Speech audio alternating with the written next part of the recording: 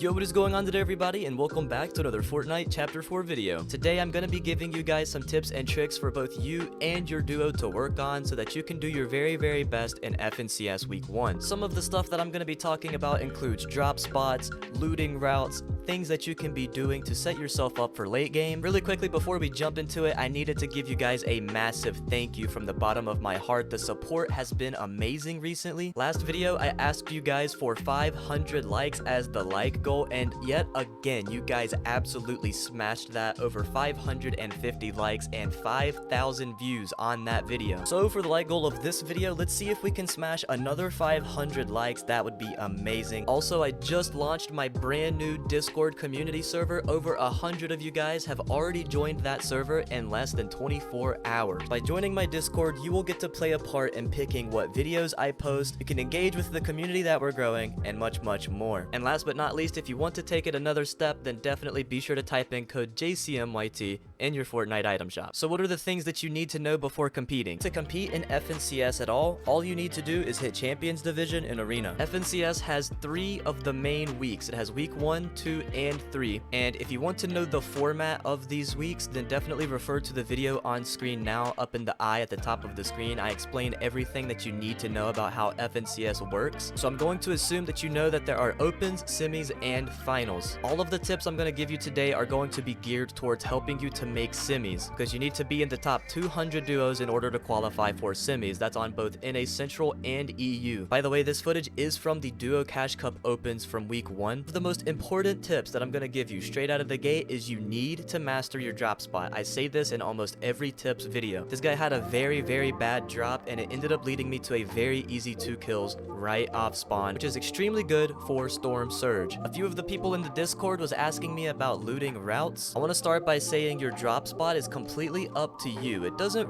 really matter where you land. Something I'd like to say though is keep in mind you're gonna want to get 2 kinetic blades, so that may influence where you want to drop. Some people will opt to not drop on a kinetic blade spot, and instead they will make their looting route based on where to go get one from. The best advice I have for you there is go play some scrims, figure out a spot that you guys like to drop. We played this game pretty much by ear, and since we eliminated 2 players right here on this metal drop spot, we knew that we could both max our metal right here, so that's exactly what we did. This area of the map in general also just has a ton of resources, so we just spent as much time as we needed to get all of our materials maxed. We still didn't have a kinetic blade, so I decided we need to take our loot path to a kinetic blade. The kinetic blades are not always going to be there if you don't basically land on them. That's why it's really important to memorize the locations. We got really lucky, and both of these kinetic blades were still here after the first zone had already closed. Now, I know that this is just Duo's Cash Cup Opens, but if this were FNCS, this is the point of the match where you want to start looking for Storm Surge tags. In those really stacked lobbies, you're gonna need to get a decent amount of Storm Surge, and the best time, in my opinion, to do that is right at the beginning of mid-game. We decided to use this geyser to rotate on the top of this mountain, and this would be the ideal way to do this. If you can get a spot on top of a mountain or somewhere that can see a very good percentage of the map, that is how you position yourself really extremely well to get Storm Surge tags. But at this point in the game, this is where you need to decide if you're going to be a fragging duo or a consistency duo.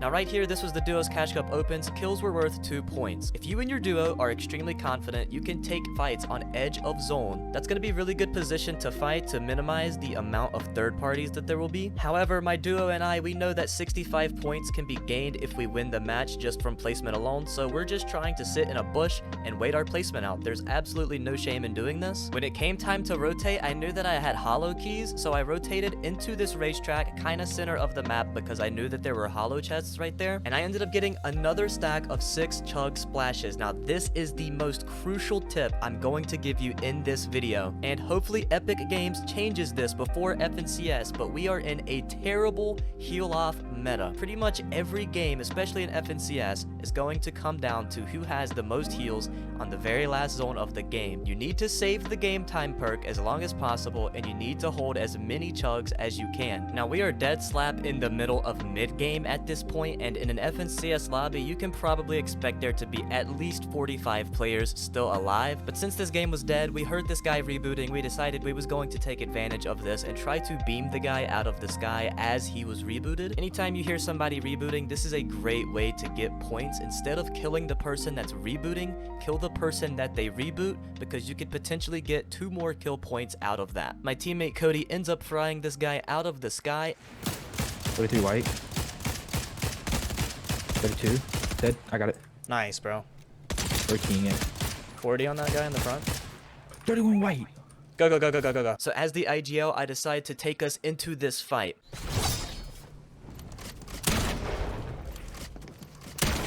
On height.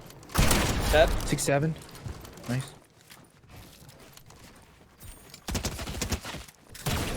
And since we knew that Storm was pushing us back into zone, we didn't get greedy and go for the next kill. Instead, we rotated into the zone and we held the guy's teammate, who we also ended up killing.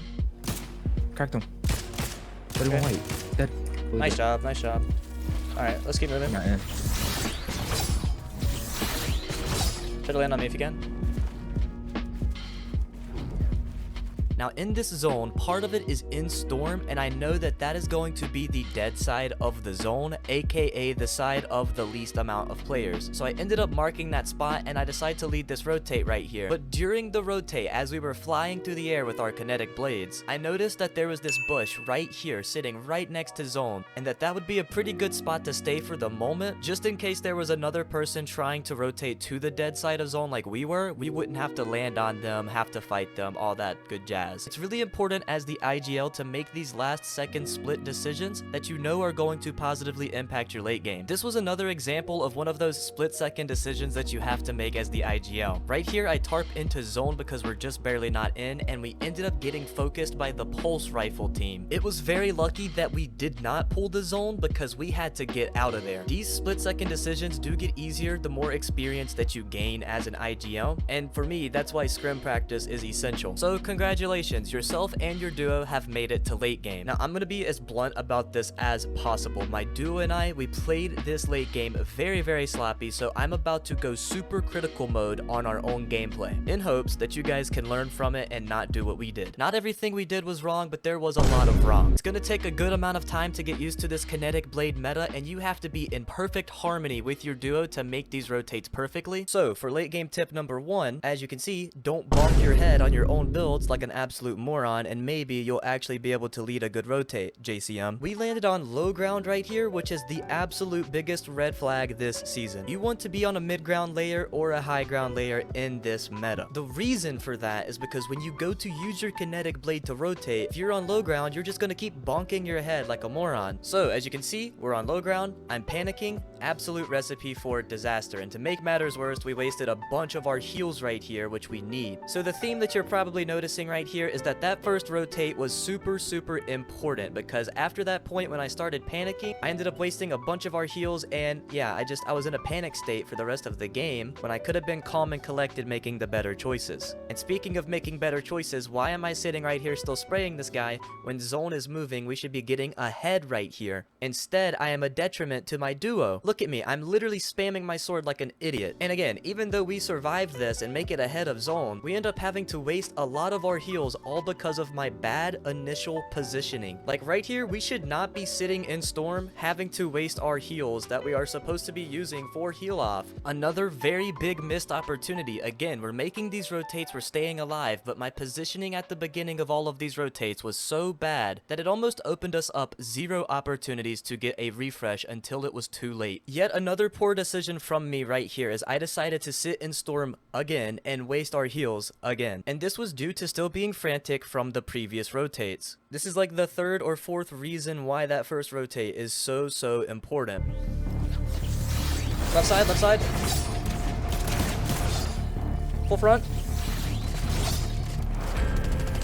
Look here. Tunneling. Not our left, not our left. Crystal. Gotcha, gotcha. I went up one. Yeah, I see. Okay, Okay, I'm here. Stay down, stay down. In your box.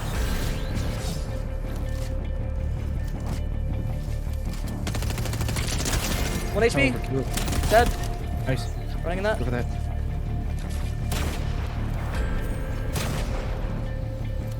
I have a tarp again, bro. I'm out of mats. I'm out of mats. Oh my god. I have to heal. I'm low ground again.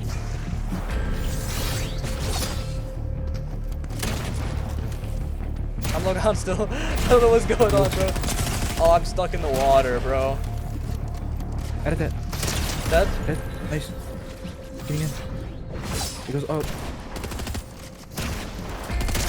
The other one? 1 HP, 1 HP.